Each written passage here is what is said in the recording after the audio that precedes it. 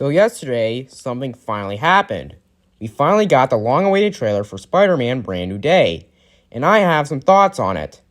Now, I kind of have mixed feelings about how they portrayed Spider-Man throughout the MCU. I feel like they've just changed everything that made the character unique and cool, and instead made him like a mini Tony Stark.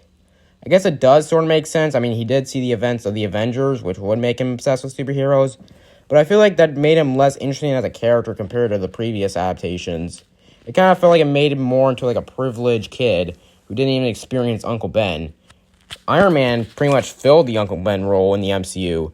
It was really only until Far From Home where Spider-Man's story actually became interesting to me, when Mysterio reveals his identity, so Spider-Man makes Doctor Strange make everyone forget about it, and it leads to a lot of consequences, like all the villains and Aunt May dying and almost losing MJ.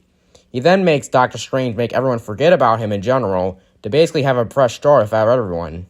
And then we got the final sing scene, and it made me and many others excited to see the future of Spider-Man in the MCU. Well, 5 years later, we are finally seeing it.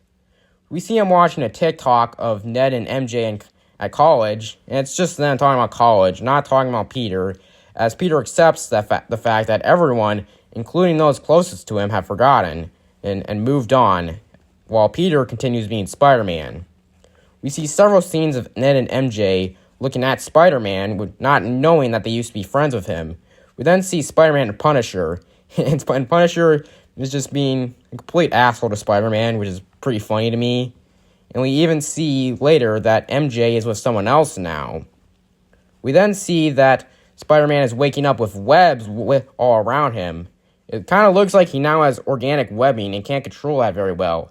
I think it's pretty interesting that they're doing that. I know the Raimi movies did that, but every other Spider-Man adaptation I'm aware of uses web shooters, and it seems they might turn Spider-Man into Man-Spider, which would be crazy to see, but it would also be pretty cool. That could explain why Hulk is in this, as he is both a scientist and a monster, and maybe Man-Spider and Hulk might fight, who knows. We then see Spider-Man grieving Aunt May, more scenes of him saving New York, and more things about the organic webbing. We also see him fight Scorpion, who is finally debuting in this movie after being set up 9 years ago. And Scorpion looks pretty cool in this. We also see him fight villains like Boomerang, Tarantula, and the Hand, the Hand being there is pretty surprising since they're more Daredevil villains, but it's pretty cool to see Spider-Man fight ninjas. We also see Spider-Man with black eyes, which some might think is Venom, but I personally think it's him turning into Man-Spider.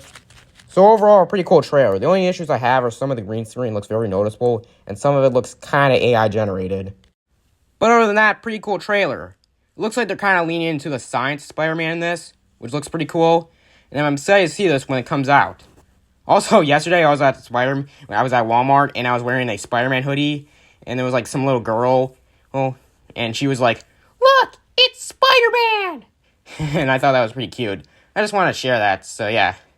If you like this video, I'd recommend to subscribe and turn on notifications, and goodbye.